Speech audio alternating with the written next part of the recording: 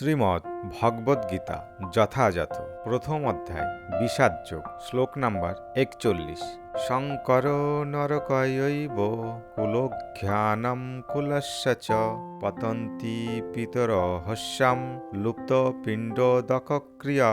শব্দার্থ: শঙ্কর এই প্রকার অবাঞ্ছিত সন্তান নরকায় নারকীয় জীবনের জন্য সৃষ্টি এব অবশ্যই কুলঘ্যানাম কুলনাশক কুলস্য বংশের চ ও পতন্তি পতিত হয় পিতরহ পিতৃপুরুষেরা হি অবশ্যই এষাম তাদের লুপ্ত লুপ্ত পিণ্ড পিণ্ডদান উদক্রিয়া তর্পণ ক্রিয়া। অনুবাদ: বর্ণসংকর উৎপাদন বৃদ্ধি হলে কুল ও কুলঘাতকেরা নরকগামী হয়।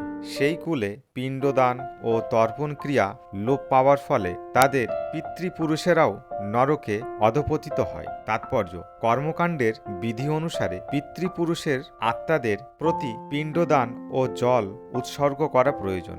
এই উৎসর্গ সম্পূর্ণ করা হয় বিষ্ণুকে পূজা করার মাধ্যমে, কারণ বিষ্ণুকে উৎসর্গীকৃত প্রসাদ সেবন করার ফলে সমস্ত পাপ থেকে মুক্তি লাভ হয়। অনেক সময় পিতৃপুরুষেরা নানা রকমের পাপের ফল ভোগ করতে থাকে এবং অনেক সময় তাদের কেউ কেউ জড়দেহ পর্যন্ত ধারণ করতে পারে না, সূক্ষ্ম দেহে প্রেতাত্মা রূপে থাকতে বাধ্য করা হয়। যখন বংশের কেউ তার পিতৃপুরুষদের ভগবত প্রসাদ উৎসর্গ করে পিণ্ডদান করে, তখন তাদের আত্মা ভূতের দেহ অথবা অন্যান্য দুঃখময় জীবন থেকে মুক্তি হয়ে শান্তি লাভ করে। পিতৃপুরুষের আত্মার সদ্গতির জন্য এই পিণ্ডদান করাটা বংশানুক্রমিক রীতি। তবে যে সমস্ত লোক ভক্তিযোগ সাধন করেন তাদের এই অনুষ্ঠান করার প্রয়োজন নেই।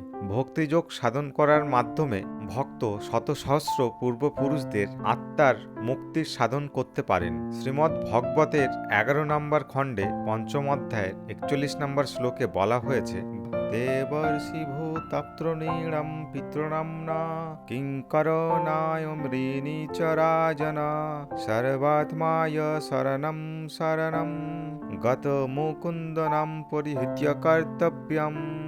যিনি সব রকম কর্তব্য পরিত্যাগ করে মুক্তি দান মুকুন্দের চরণ কমলে শরণ নিয়েছেন এবং ঐকান্তিকভাবে পন্থাটি গ্রহণ করেছেন, তার আর দেবদেবী মুনি ঋষি পরিবার পরিজন মানব সমাজ ও পিতৃপুরুষের প্রতি কোনো কর্তব্য থাকে না। পরমেশ্বর ভগবানের সেবা করার ফলে এই ধরনের কর্তব্যগুলি আপনা থেকেই সমাপ্তি হয়ে যায়।